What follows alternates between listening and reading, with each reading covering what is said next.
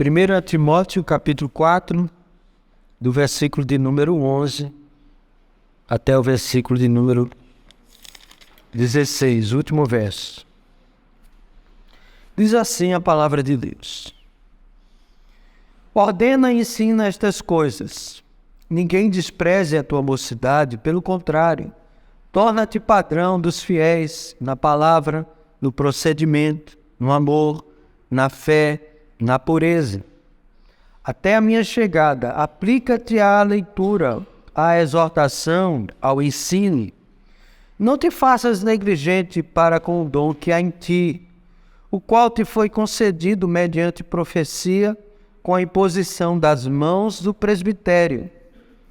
Medita estas coisas e nelas sê diligente, para que o teu progresso a todos seja manifestado. Tem cuidado de ti mesmo e da doutrina.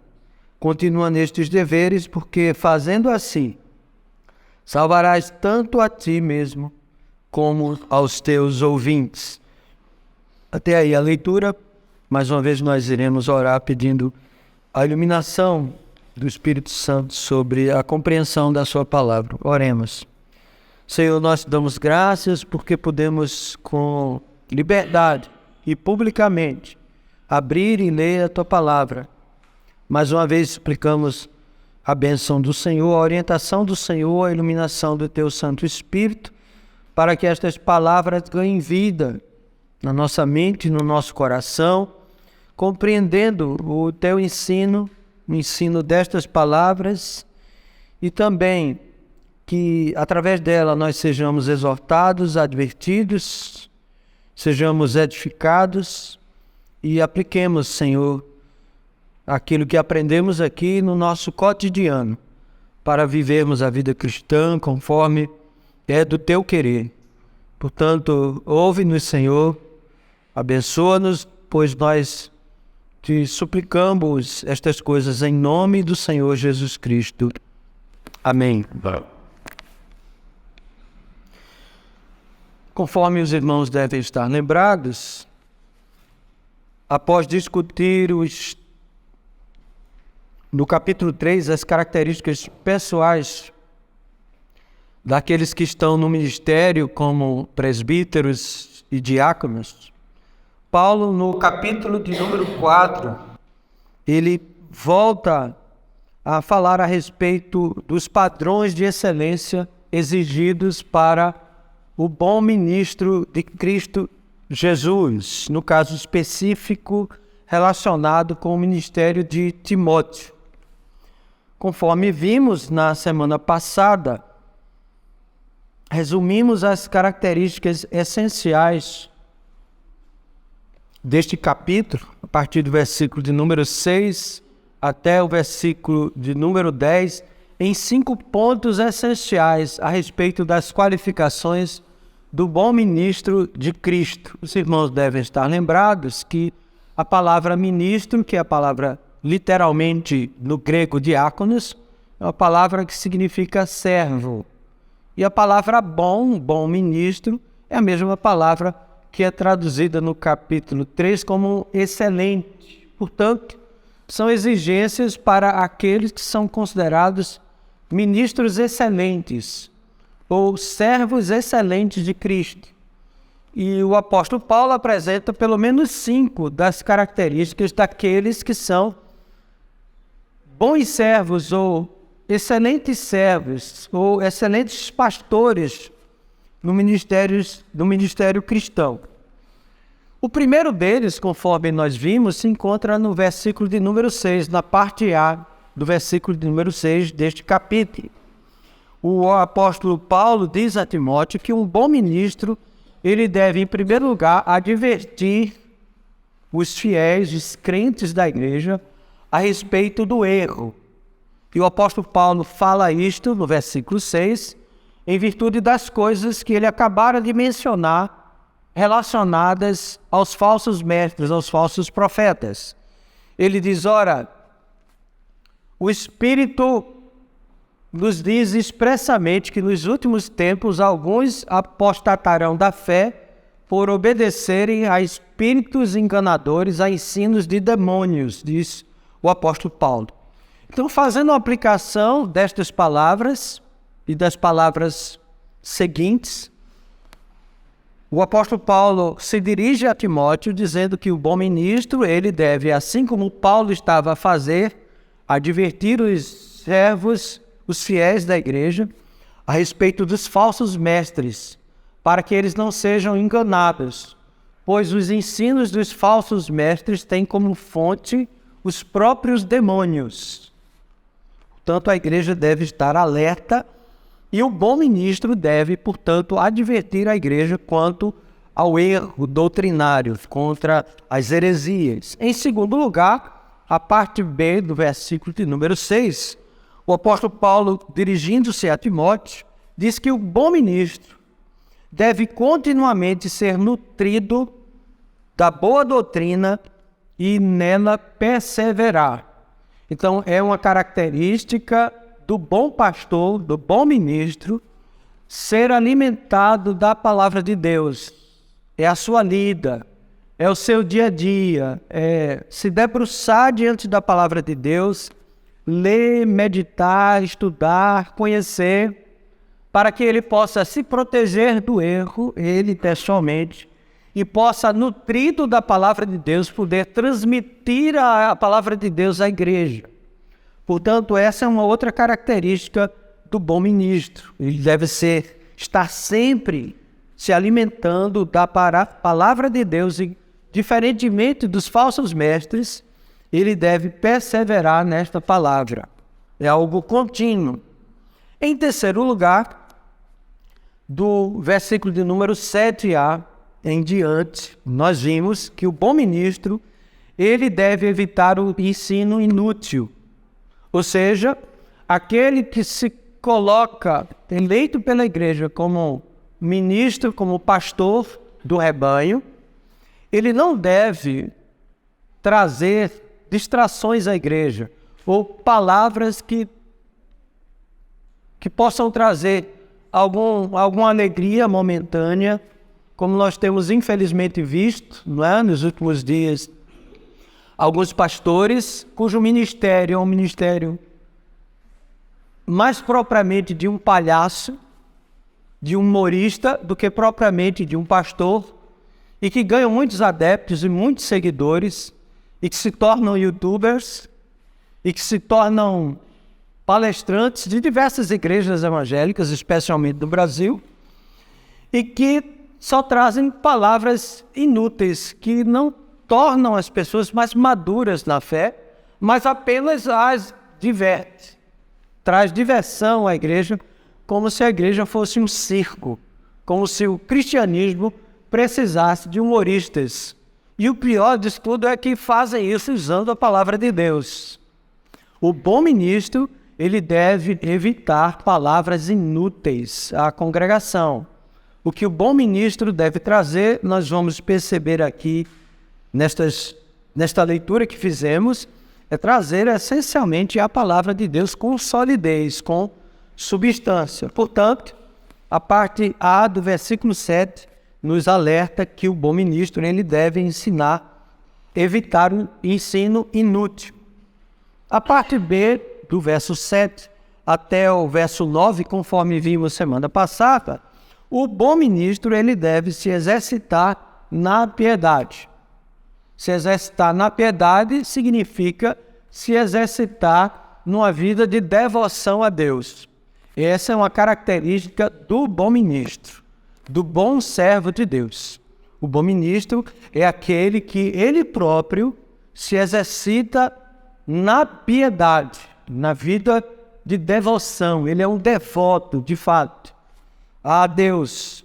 Ele deve ser um exemplo de homens que oram, que buscam ao Senhor de todo o coração, e a congregação deve ter nisso um espelho para a sua vida. E por último, em quinto lugar, nós vimos do verso 9 e no verso 10 que o bom ministro ele deve se empenhar arduamente no cumprimento da sua vocação. Ou seja, ele foi chamado, ele foi vocacionado, e o seu dia a dia, o seu esforço, o seu empenho será sempre em viver uma vida cristã de piedade, custe o que custar. Conforme a leitura que fizemos na segunda carta de Paulo a Timóteo, aquele que quiser viver uma vida piedosa sofrerá perseguição. O bom ministro deve ter a consciência disso, que viver uma vida piedosa não vai trazer muitos adeptos. O que vai trazer é muita perseguição. É claro que da parte daqueles que servem ao Senhor, também vai atrair simpatia e desejo de tê-lo como espelho. Mas ele deve se empenhar arduamente. É a sua vocação, é o seu chamado, portanto, deve ser o seu empenho, a sua dedicação, e não outra. Pois bem, são essas 5 características, pelo menos, que nós vimos na semana passada a respeito do bom ministro. Foi aquilo que nós vimos do verso 6 ao verso número 10. Agora, o apóstolo Paulo vai dar continuidade a respeito de outras características do bom ministro. E ele, mais uma vez, vai se voltar para Timóteo especificamente, dando instruções a respeito de como Timóteo deveria proceder na igreja e também como deveria proceder na sua vida pessoal, na sua relação com o próprio Deus. Isso nós encontramos no versículo de número 11. E então eu peço aos irmãos que acompanhem a exposição dessa passagem até o final. O verso 11 nos diz, o apóstolo Paulo, se dirigindo a Timóteo, ele diz o seguinte: Timóteo, ordena e ensina estas coisas. Observe que o apóstolo Paulo, diferentemente daquilo que nós vimos no versículo de número 6, quando ele diz a Timóteo, expondo estas coisas aos irmãos, serás bom ministro de Cristo Jesus, alimentado com as palavras da fé e da boa doutrina que tens seguido. Observe que ele se dirige a Timóteo, utilizando a palavra expondo, ou propondo, ou transmitindo estas coisas aos irmãos. Ou seja, aqueles 5 itens que nós vimos aqui devem ser expostos aos irmãos, assim como os itens anteriores do verso 1 ao verso 5. A palavra expondo é propondo, é transmitindo. E nós vimos que existe uma palavra apropriada que deve ser utilizada pelos pastores, pelos ministros de Deus, para se dirigir à congregação. Palavras sábias, palavras que devem ser dadas com seriedade, entretanto, de uma forma não impositiva sobre os irmãos, como que cobrando um esforço pessoal sem o auxílio do Espírito Santo. Pois o ministro ele não deve impor estas coisas aos membros da igreja. Impor no sentido de obrigá-los a fazer, mesmo contra a vontade. Mas ele deve instruir com sabedoria, com seriedade. Isso não significa dizer que ele não exija da congregação a obediência à palavra de Deus, mas não é algo sobre o qual ele tem um poder a exercer, um domínio sobre a congregação. Ele deve expor, ele deve transmitir a palavra de Deus. Entretanto, isso não significa que não tenha gravidade nestas palavras. Porque o apóstolo Paulo diz, ordena e ensina estas coisas. Então, era uma transmissão, mas era no sentido de ordem. Ele utiliza essa expressão tirada do meio do exército, dos militares. É uma ordem que deve ser dada, uma ordem com muito jeito, com muita sabedoria, mas não porque Timóteo ou Paulo tivessem domínio sobre a congregação, mas é porque é palavra de Deus.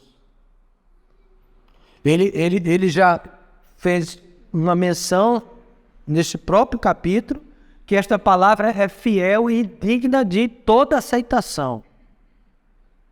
Ou seja, que as palavras aqui proferidas são palavras do Espírito Santo. O Espírito afirma expressamente. Então, são palavras do Espírito Santo, não são palavras de Timóteo, não são palavras do apóstolo Paulo, mas são palavras ditas por inspiração divina.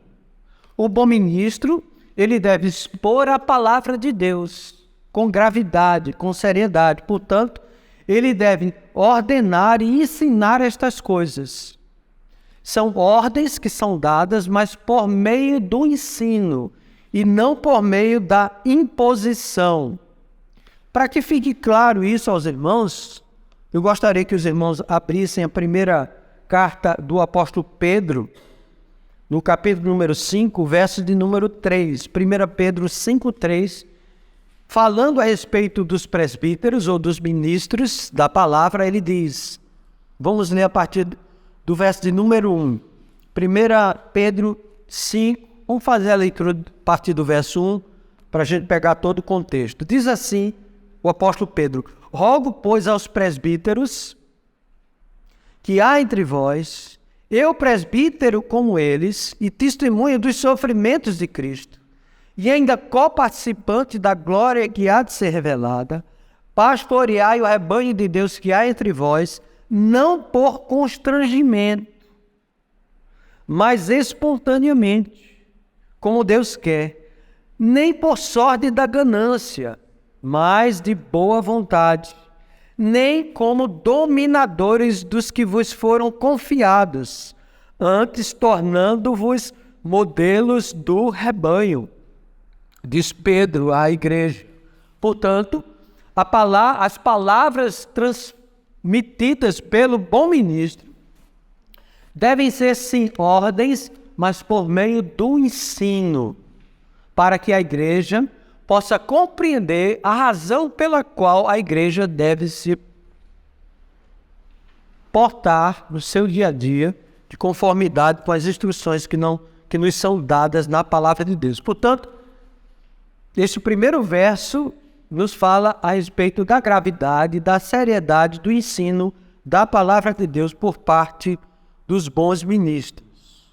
No verso, logo em seguida, verso de número 12, o apóstolo Paulo, mais uma vez, ele expressa a sua preocupação com Timóteo e a sua preocupação com relação à maneira com a qual a igreja deveria vê-lo, deveria enxergá-lo.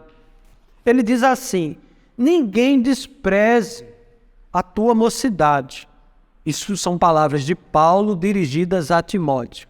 Ninguém despreze a tua mocidade, pelo contrário, torna-te padrão dos fiéis na palavra, no procedimento, no amor, na fé, na pureza. Timóteo, provavelmente, ele tinha entre 30 a 40 anos de idade, porque nesse contexto histórico, as pessoas que tinham até 40 anos de idade eram considerados jovens ainda, moços. Timóteo era ainda um moço. Timóteo ainda era um jovem. E Timóteo, por ser muito tímido e muito jovem, ele era bastante inseguro. Bastante inseguro. E aparentemente, por ele ser também uma pessoa que vivia constantemente doente, porque o apóstolo Paulo recomenda para que ele tomasse vinho com água, em virtude das suas frequentes enfermidades, dá a entender que Timóteo tinha uma aparência muito frágil. Um rapaz aparentemente muito frágil, e muito inseguro e muito jovem.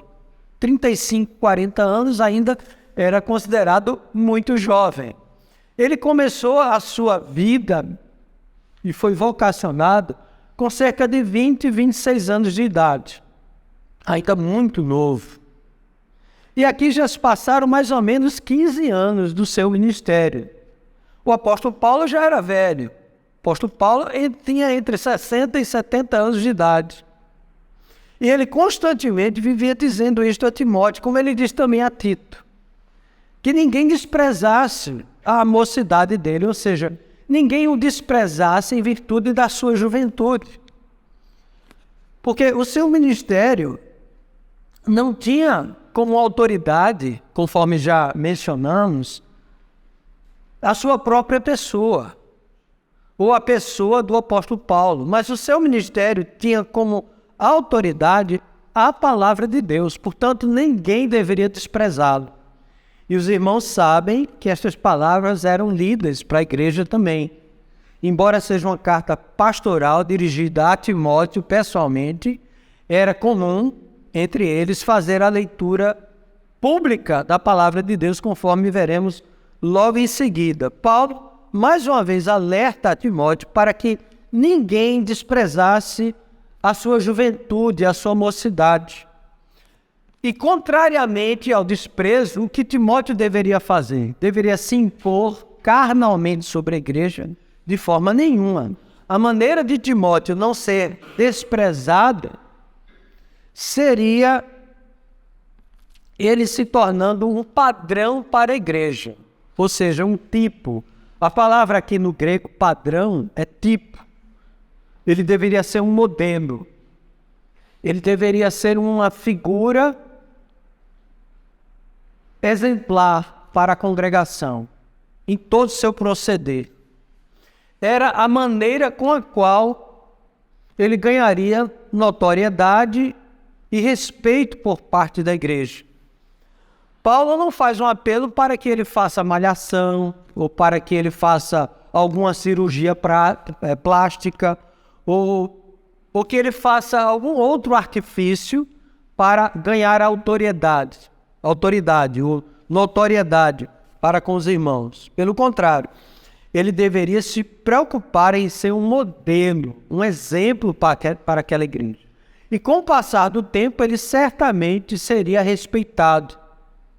Ele demonstraria uma autoridade, não por sua aparência, mas por ele ser um modelo, um exemplo para a congregação. A palavra tipo é justamente modelo. É aquilo que nós encontramos muito no Antigo Testamento. O tipo de Cristo, algo que aponta para Cristo. Ele deveria ser um tipo, assim como o apóstolo Paulo era. Timóteo deveria também se apresentar como um tipo, como um modelo, como padrão. E ele diz, torna-te padrão dos fiéis, ou seja, da sua congregação local. De que maneira ele deveria ser um modelo? Timóteo vai utilizar aqui 5 ou 6 palavras, porque há uma variante no grego de alguns outros manuscritos que vai colocar a palavra espírito, no espírito também, mas aqui nos são apresentadas apenas 5. Ele deve ser um padrão, um modelo para os crentes, primeiro, na palavra. E a palavra aqui é logos, não é a palavra pregada somente, mas é a sua maneira de falar no cotidiano com a congregação. Ele deve utilizar-se de palavras respeitosas, palavras que honram a Deus. Não usar, por exemplo, o nome de Deus em vão no seu cotidiano, nas suas visitas pastorais. Ele deve ter palavras que expressem admiração por parte da congregação. Deve ser alguém esmerado naquilo que ele fala, nas palavras que ele utiliza, nas conversas que ele tem com o povo de Deus. Ele deve ser, então, um padrão nas palavras, ou na palavra. Ele deve também ser um padrão no procedimento, na maneira, na sua compostura, na maneira dele proceder no seu dia a dia. Deve criar uma admiração, os irmãos vão vê-lo e vão admirá-lo pela maneira com a qual ele se porta, ele se conduz, ele trata os irmãos na igreja. Isso deve servir de modelo para a igreja. A igreja deve ver em Timóteo, apesar de sua juventude, um modelo a ser imitado. Ele deve marcar, deve ser alguém marcante. É isso que significa tipo. Deve ser uma marca para aquela igreja. Ele deve causar uma boa impressão para a igreja. É por isso que ele deve ser um padrão de conduta, de vida. também no amor. Ou seja, o amor é aqui utilizado em toda a Bíblia, né? No caso aqui específico, ágape, deve ser no sentido de ele se sacrificar em favor dos outros. O amor, e os irmãos sabem muito bem, utilizado na palavra de Deus, a palavra amor, não é no sentido que a gente ouve no mundo, não é um amor sentimental. Então, ora eu amo, ora eu não amo, vai depender da lua, da inclinação de Júpiter com o planeta Terra, não é assim? Vai depender do seu bom humor, de como você acordou hoje. Ou vai depender da juventude da sua esposa ou do seu marido. Então, o seu amor varia de acordo com as circunstâncias. A palavra amor não tem esse significado na palavra de Deus, nas Escrituras. Amor é você se sacrificar em favor dos outros. Não é sem motivo que o próprio Senhor Jesus Cristo diz que nós devemos amar os nossos inimigos. Então, para eu amar o inimigo, não é um sentimento que eu tenho de paixão, de simpatia pelo outro, mas é porque, em virtude do outro ser como eu sou, um ser humano, criado à imagem e semelhança de Deus, eu devo amá-lo, ou seja, eu devo cuidar dele, eu devo me preocupar, eu devo, mesmo que eu não goste dele, ele, havendo uma necessidade, ajudá-lo. Então, Timóteo deveria ser um modelo também no amor para com os outros. Deveria ser alguém que se sacrificasse em favor do outro. Ele deve se tornar um padrão nisso também. Na fé, fé aqui é confiança. Na confiança que ele deposita em Deus, apesar das circunstâncias. Timóteo deveria ser um modelo na fé, na confiança que ele demonstrava em Deus, apesar das dificuldades, apesar de viver uma vida de piedade, apesar de sofrer perseguições, a sua fé deveria ser um exemplo para a congregação.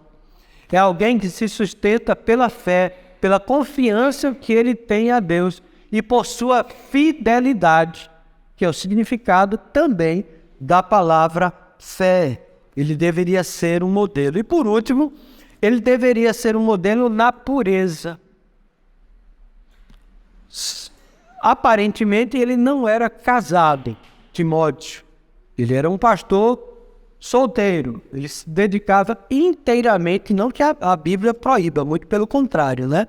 Há um estímulo para o casamento. Mas no caso dele, talvez com esta vocação do celibato, ele deveria se guardar puro, porque ele não somente lidava com pessoas idosas na igreja, mas também com jovens da igreja, com mulheres da igreja, e ele deveria se guardar na pureza.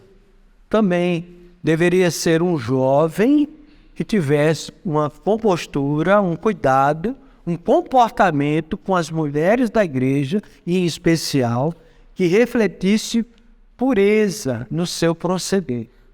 Infelizmente, nos dias de hoje, muitos líderes são líderes e se aproveitam da sua liderança, não somente para se aproveitar das mulheres da igreja, mas muitas vezes das crianças da igreja. Muito recentemente, eu creio que esta semana, eu li uma notícia a respeito de um pastor, se não me engano, aqui em Portugal, e que ele tinha uma amizade muito próxima a uma determinada família da igreja, e uma criança desde os 6 anos de idade desta família se tornaram quase que como familiares. Ele era chamado de primo, este líder, a ponto de confiar a ele os filhos daquela família, e desde os 6 anos de idade ele defraudava aquela criança. E isso veio a ser manifesto mais tarde, quando ela cresceu.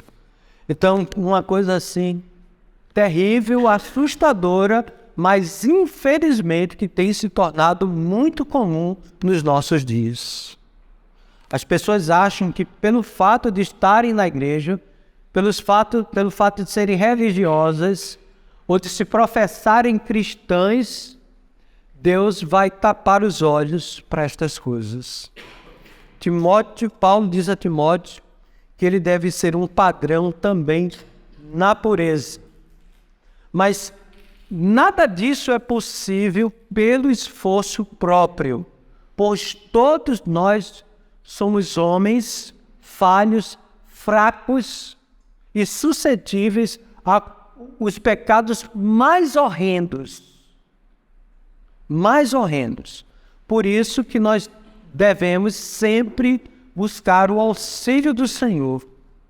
Porque sem o auxílio de Deus, nós não somos capazes de resistir. E nos esforçarmos também para evitarmos, porque é isso que o livro de Provérbios nos adverte. Se você vir diante de si um buraco, você deve se desviar dele. Você não vai com curiosidade se aproximar dele. Ou de um leão e colocar a sua cabeça para fazer alguma coisa ali extraordinária. Você deve correr. Portanto, devemos ter muito cuidado com relação a esse tipo de coisa. Evitar ao máximo. É nisto também que Timóteo deveria ser um modelo, um padrão. O apóstolo Paulo, no versículo 13, ele fala do seu desejo de voltar a Éfeso. Os irmãos lembram, ele tinha viajado, e enquanto da sua viagem, ele deixou Timóteo cuidando do rebanho, cuidando das igrejas de Éfeso, e Paulo pretendia voltar, pois era a atribuição do apóstolo Paulo enquanto pastor também daquela igreja. Mas enquanto ele tinha caminhado para Macedônia, ele encarregou Timóteo de substituí-lo, ser o seu substituto no pastoreio daquela congregação. Mas enquanto Paulo não voltasse, ele mais uma vez se dirige a Timóteo dizendo o seguinte, verso 13: até a minha chegada, aplica-te a... Aí ele fala de 3 coisas: leitura, exortação e ao ensino. Enquanto Paulo não voltasse com estas atribuições que eram atribuições do apóstolo Paulo para com aquele rebanho, era, neste momento, nesse instante, as atribuições de Timóteo enquanto pastor daquelas ovelhas, daquelas congregações. Ele deveria aplicar-se, ou seja, esta deveria ser a sua ocupação. Timóteo não estava congregando e pastoreando aquela igreja para se aproveitar dos irmãos, ganhar o seu salário e de 2 em 2 meses fazer viagens missionárias. Não. Ele deveria se aplicar inteiramente, se ocupar inteiramente com o pastoreio daquele rebanho, daqueles fiéis. Porque ele foi chamado para isso. Ele não foi chamado por outra coisa, não. O seu ministério, que Deus vai cobrar de Timóteo, é aquela congregação, aquelas ovelhas. Assim como dos homens desta igreja casados, o que Deus vai cobrar dos homens é o pastoreio da sua família. Não é a família do vizinho, não. A prioridade no lar é o seu lar, é a sua casa. Não é a casa dos outros. Portanto, você deve ter foco naquilo para o qual Deus lhe chamou. Pode ser a coisa mais simples do mundo, mas é ali que Deus lhe quer e é ali que Deus vai cobrar de você.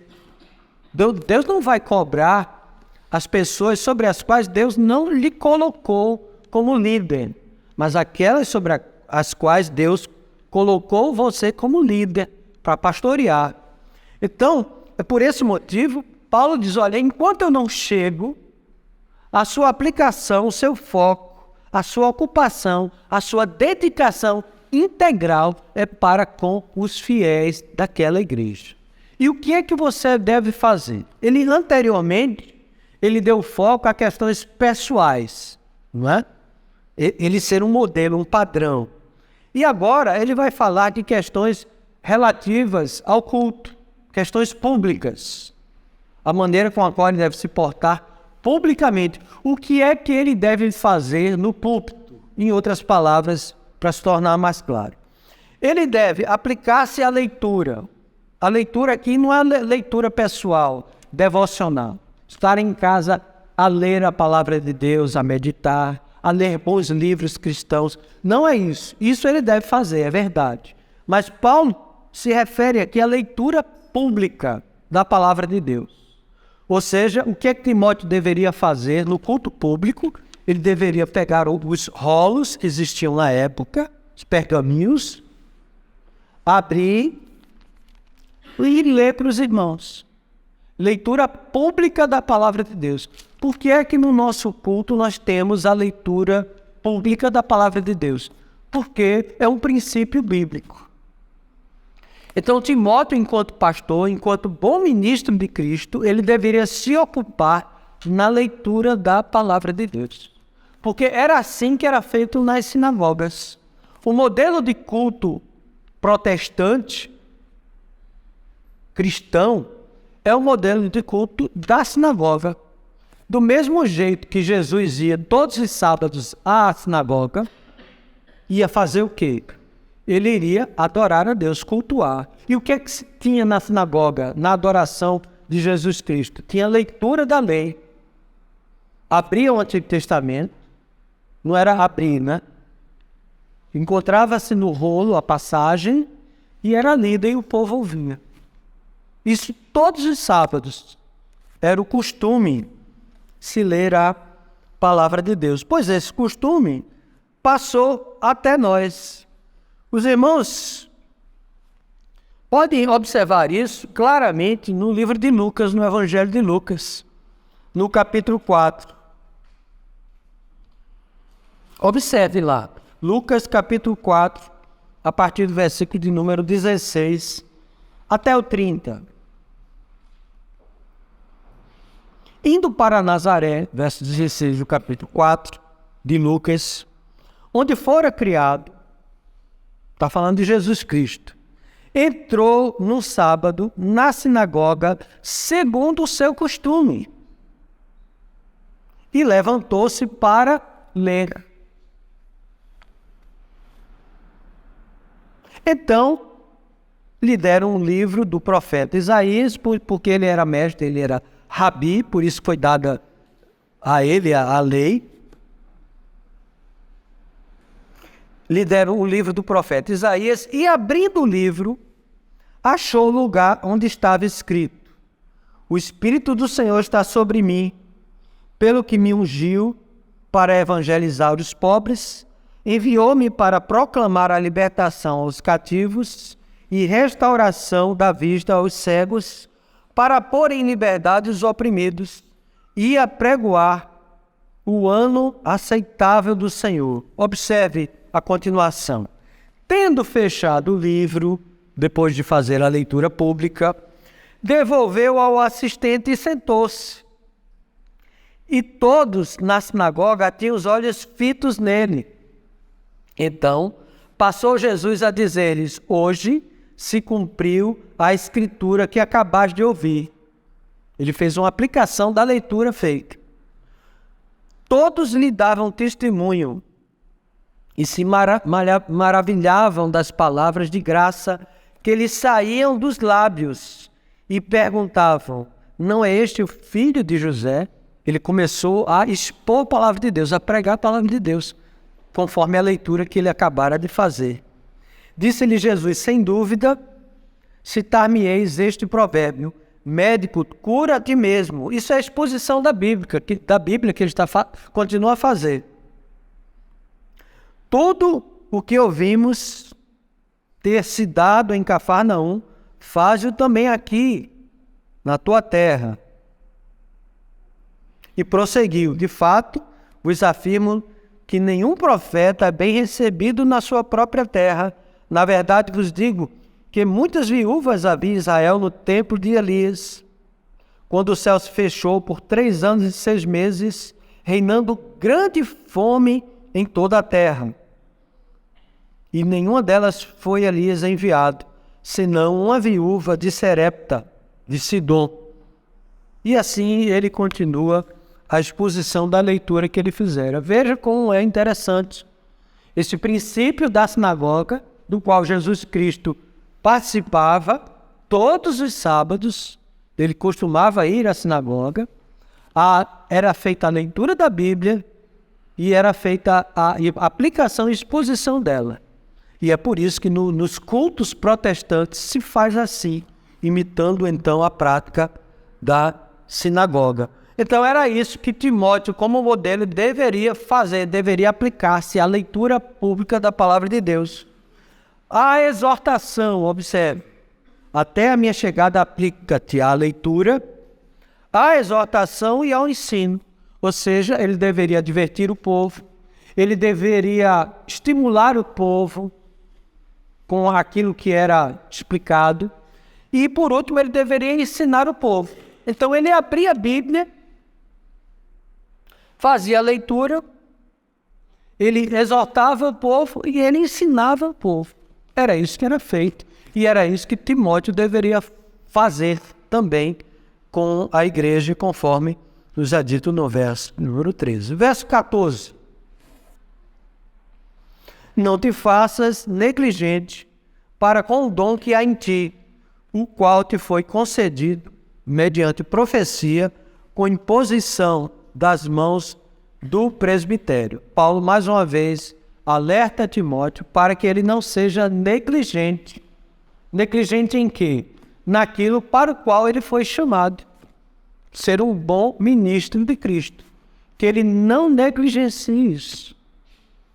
Ou porque a congregação talvez não dê muita atenção a ele, ou por sua insegurança ou timidez, ou porque as palavras que ele proferia nem sempre eram agradáveis aos irmãos, ele deveria ser perseverante.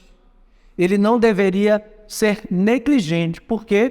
Por causa da sua vocação. Ele foi chamado para isso.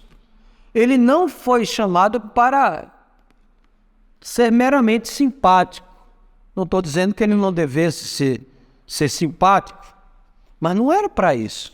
Ele não deveria ser negligente com o dom. O dom aqui que há nele não é especificamente o dom de profecia, ou de línguas, ou de cura, ou seja lá qual for. O dom ao qual se refere aqui é o dom para o ministério, ou os dons para o ministério de um pastor. Ou seja, alguém que conhece a palavra de Deus, alguém que sabe se expressar, alguém que é um modelo, que é um padrão de vida para a congregação, não só naquilo que ele fala, mas na sua conduta. Ele não deveria negligenciar, ser negligente. Porque no dia da sua vocação, ou no dia da sua ordenação, se encontra em Atos 16, muito provavelmente, foi ali que Paulo o encontrou e o chamou para o ministério. Provavelmente, ali, naquele momento, Timóteo foi, num culto público como este, foi consagrado para o ministério. E lá naquela congregação, provavelmente em Listra, havia profetas. E um ou mais profetas profetizavam a respeito do ministério de Timóteo. E ele foi ali ordenado com imposição de mãos pelo presbitério. E o apóstolo Paulo vai falar também da imposição de suas próprias mãos.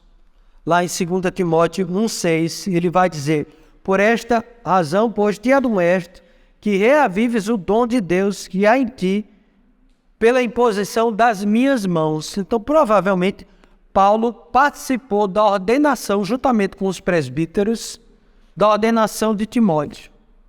A imposição de mãos não significava algum poder mágico em impor a mão sobre Timóteo, mas sinalizava ou simbolizava a ordenação. É por isso também que hoje, nas nossas igrejas presbiterianas, nós temos a prática da imposição de mãos quando alguém é ordenado presbítero, diácono, pastor.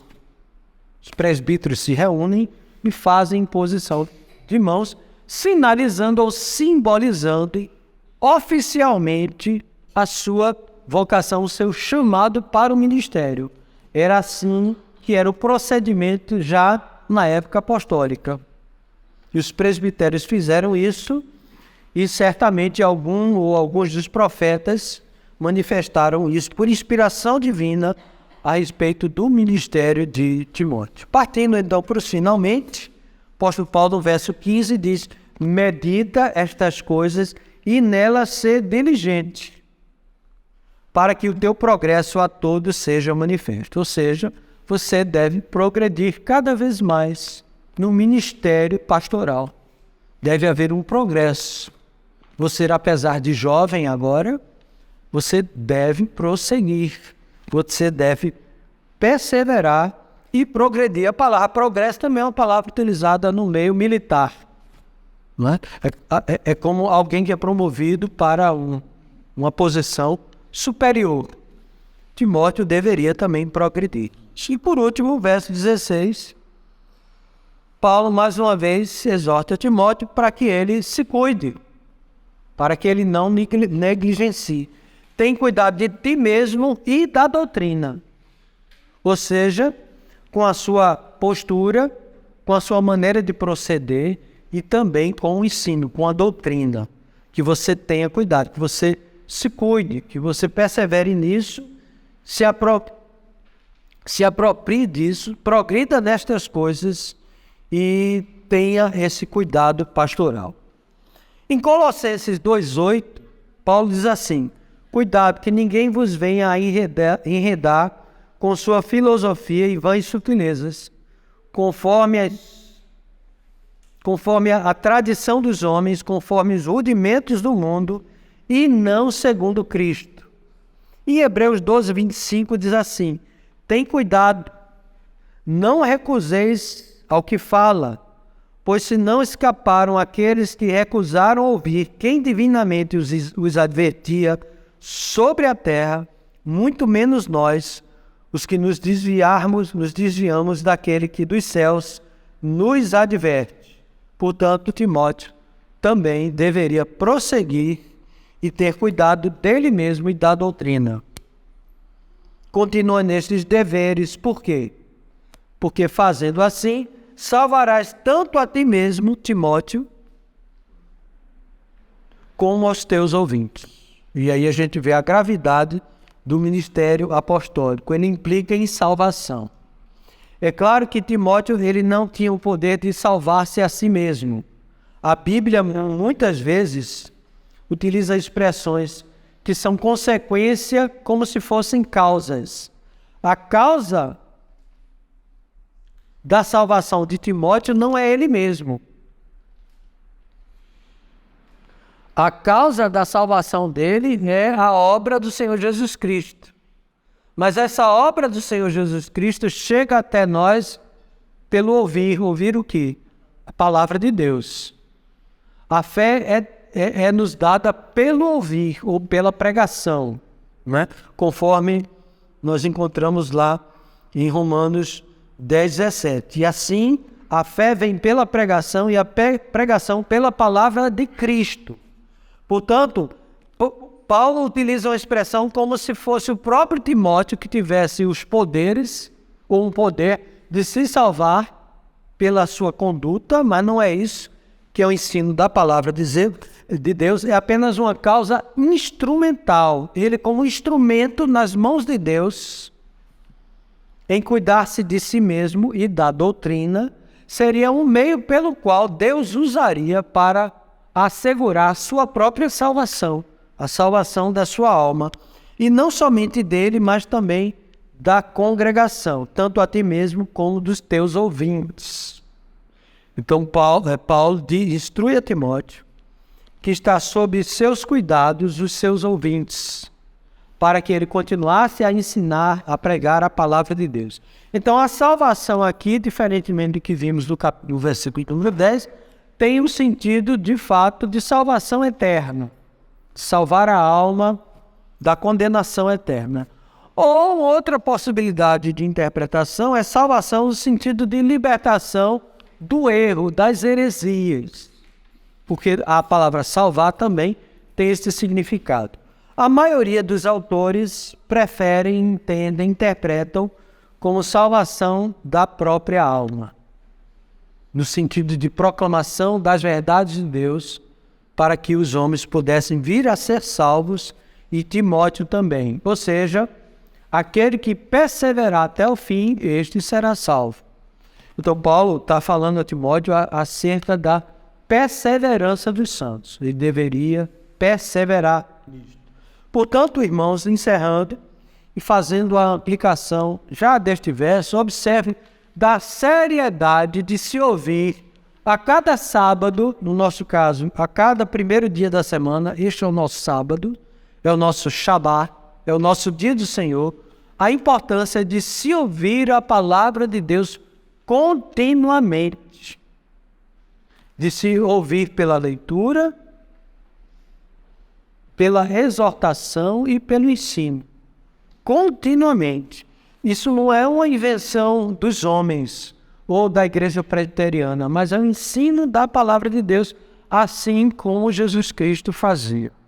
A importância também, conforme temos falado, de estarmos atentos àqueles a quem a igreja elege como seus líderes. Eles devem ser modelos, não só no momento de adoração, mas no seu cotidiano, sabendo também que são homens falhos e que a congregação deve agir com misericórdia. Não é ser legalista, mas é ajudá-los em oração, também advertindo quando houver qualquer coisa que não esteja de conformidade. É a obrigação nossa exortar uns aos outros. Não é somente dos pastores, dos presbíteros, dos diáconos. É nossa também, de uns para com os outros e de uns para com os líderes de sua igreja. Portanto, esse ensino, mas observá-los e tê-los como modelo. Portanto, devem ser pessoas que, de fato, têm este perfil, esta vocação, para estarem à frente da igreja. É isso que Deus requer de nós. Porque o mundo, irmãos, o que as igrejas evangélicas, de uma forma geral, claro que não são todas, fazem hoje, o mundo faz muito melhor. Mas muito melhor. Show pirotécnico, não é? E oba-oba, e dança, e música. Olha, o mundo faz muito melhor que a igreja. Jesus Cristo não nos chamou para isso, não. Quer fazer isso, faz lá, em outro lugar, em outra circunstância, contanto que seja uma coisa pura. Mas na igreja, especialmente no culto público, a ocupação é com a leitura, com a exortação e com o ensino. E assim nós somos edificados e vamos viver a vida como bom cidadão, como bom marido, como boa esposa, como um bom filho. O cristianismo é para ser vivido integralmente e não um momento religioso, como mais uma parte da nossa vida, do nosso cotidiano. Não é isso que Deus requer de nós enquanto igreja. Portanto, que Deus tenha misericórdia de nós e que nós possamos assim ser edificados com a sua palavra. Amém. Nós iremos nesse instante fazer uma oração, em seguida iremos cantar o Salmo 61 como resposta à pregação da palavra de Deus. Oremos, portanto. Senhor, nós te damos graças porque temos o privilégio de a cada domingo, Senhor, abrir a tua palavra com liberdade, de ler a tua palavra, de exortar, de advertir e de ensinar. E nós somos edificados com ela, nós aprendemos o que é viver uma vida cristã com seriedade, mas também com alegria, com gozo, sabendo que não é pela lei que nós somos aceitos pelo Senhor, mas por uma vida íntegra, mas vivida, Senhor, voluntariamente, com gozo, com regozijo, com alegria, pois a vida cristã, ela se constitui de alegria, Senhor, não só de perseguições, de tristeza, mas de alegria, pois embora às vezes sejamos incompreendidos e tenhamos problemas como todo homem tem, mas nos problemas possamos ter esperança e possamos ter uma perspectiva de um futuro na Tua presença, de um futuro alegre, porque também temos irmãos para serem cuidados e amados. Que o Senhor aplique a Tua palavra ao nosso coração, para a glória do Teu nome, Senhor, e para vivermos em pureza, em santidade de vida para o Teu louvor. Nós somos gratos a Ti, Senhor, por Tua bondade, por Teu amor e cuidado para conosco. Em nome do Senhor Jesus Cristo. Amém.